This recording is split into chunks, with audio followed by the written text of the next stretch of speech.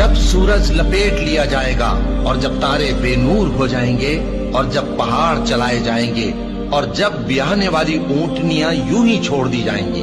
اور جب وحشی جانور جمع کیے جائیں گے اور جب سمندر آگ ہو جائیں گے